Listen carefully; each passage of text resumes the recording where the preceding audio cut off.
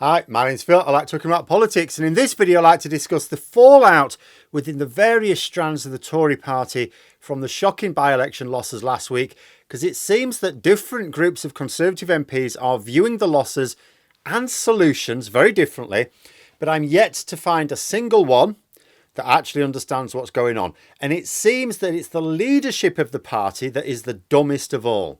But first, if you'd like to be notified of daily news and politics, please subscribe to the channel. So before I go over how Tory MPs seem to be reacting to the by-election losses again, let me explain really concisely what the problem is. The Tories are making no attempt to fix public services, the ones they broke, or deal with the cost of living. Swing voters are not really bothered about anything else, right? All the culture wars and the policies that the Tories are pushing, the Rwanda scheme, immigration in general, public sector strikes, tax cuts for the rich, mythical Brexit benefits, motoring issues, ULEZ, 20 mile an hour zones, whatever, even foreign conflicts. All of these things are of interest to small groups of voters, but even then, they're not the priority for very many at all.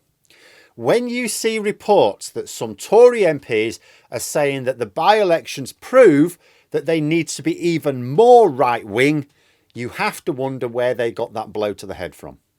The public right now are saying they want a Labour government, right? Okay, in preference to the current Conservative government, but they're saying they want a Labour government. This is because Labour have recaptured the centre ground of politics from where elections are essentially won. How does it make sense for the Conservatives to move even further away from the centre? Reporters keep describing the results last week as seismic, but they're really not. Yes, we've never seen anything quite like it, but they are still the predictable result of the Conservatives abandoning the centre ground. After the 2019 general election, I tried to point something out about the dangers of Labour abandoning the centre. In 2019, nobody was really fighting over the centre, or at least not between Labour and the Conservatives. Labour were focusing on their left-wing offers and the Conservatives on their right-wing offers. They were both tilting towards their extremes, right? In the absence of anyone occupying the centre, someone had to win, the public picked the Conservatives. Why? Because the Conservatives are always going to be the default choice with the way our media informs the public. 2019 demonstrated that the Conservatives can win elections without trying to occupy the centre ground, but only if Labour are not doing so, but that Labour can't. But what happens when Labour move back to the centre with their main offer? This is what happens. The Conservatives, from the way they're reacting, seem to think that Reform UK is a greater threat to them than Labour. I haven't seen any Tory MPs talking about the need to take Labour on over their popular policies, only how they need to be even more extreme than Reform UK. This is a special sort of lunacy. Yes, I get that Conservative MPs are not equipped to deal with this challenge. There are two factors which make them especially poorly equipped. First, and I've made this point before, the vast majority of Tory MPs have not had to fight for their seats. The vast majority of them gained their seats either in 2010 or later, in other words, straight into government. They have got no experience of campaigning against a Labour Party in the ascendancy. Too many of them won their seats without needing to do anything at all, right? But they may think they did. They may think they worked really hard or they were really smart. It's like, no, you just had to turn up. But secondly, the Conservatives now face challenges on both flanks. You know, it's always been a problem for Labour that they have their vote split amongst numerous parties who hold partially compatible beliefs. The Tories have always had the right wing sewn up and could focus entirely on the centre ground. This became more difficult in 2015 as UKIP hit its peak, but the Labour Party were offering no serious challenge, so they got away with it, although they still panicked and messed things up, didn't they?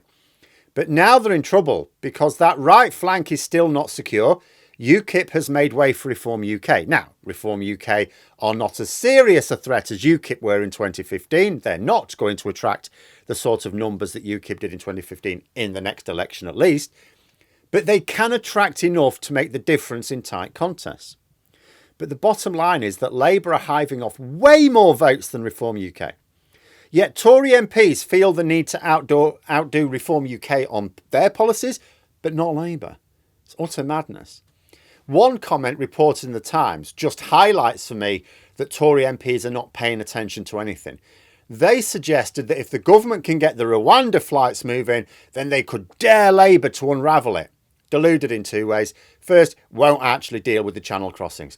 The worst thing that could happen to the Conservatives regarding the Rwanda scheme is the Supreme Court says, yeah, you can do it. Court case going on now to determine whether it's legal or not. Worst thing for the Tories is that the Supreme Court say, yes, it's legal, you can go ahead. Because then the scheme will be in operation while channel crossings keep taking place. And you'll get to next summer, if they are trying to go beyond next summer for the general election, and people are going to be going, yeah, we can see the flights to Rwanda and we can see more channel crossings. What's going on? But secondly, Labour have already said that they will scrap the scheme.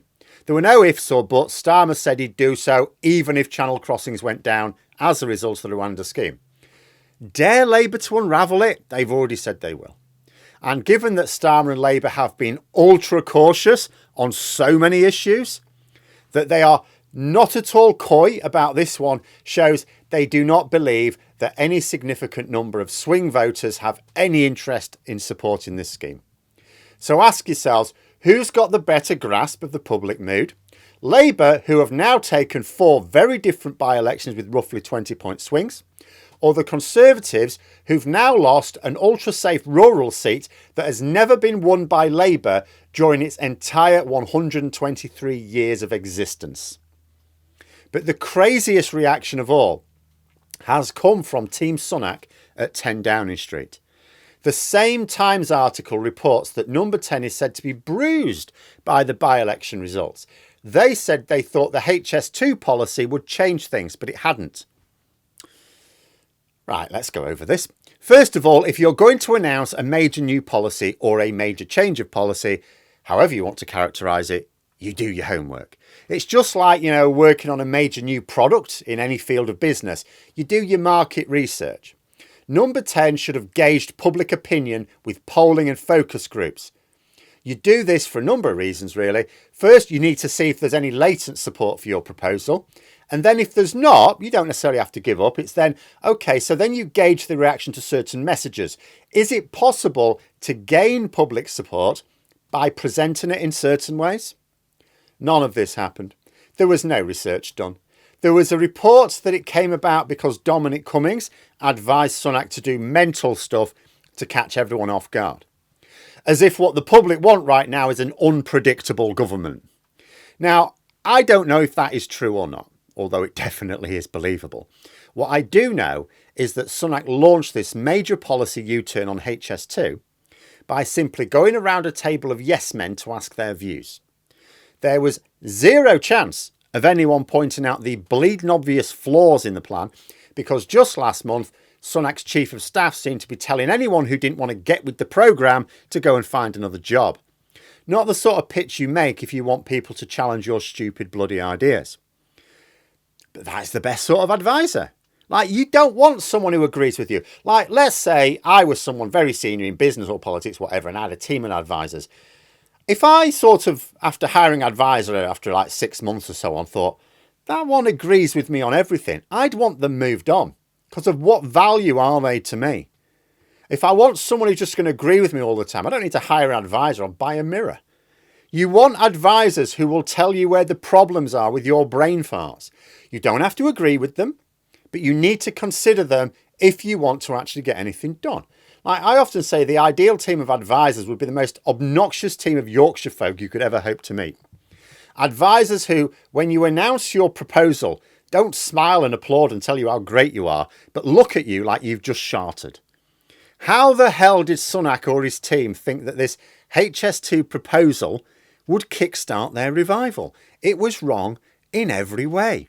It had no research done on how the public would react to it. There was no plan for the additional projects.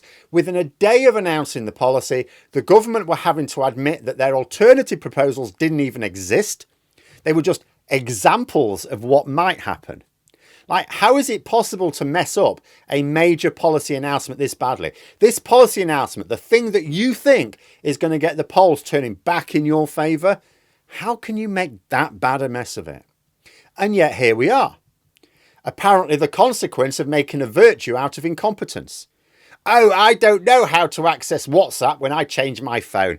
Oh, I didn't realise that a load of people boozing was a party. Oh, I didn't understand what my own COVID laws meant. Oh, I didn't realise that throwing my dinner at an official could be classed as bullying. Oh, I didn't realise that declare financial interest meant I had to declare financial interest to the public, not just whisper it to a close colleague. Every time these charlatans get caught out, the defence is always the same. Sorry, I didn't understand this simple bloody thing that everyone else seems to understand. As if that's all right then. As if it's fine to have people this dangerously stupid running the government. And when you make a virtue out of being this stupid and incompetent, why should it be any surprise we get a government that actually becomes more stupid and incompetent? But there we are. Those are my thoughts. Let me know yours in the comments below. I hope you found the video interesting. If you did, please click the like button.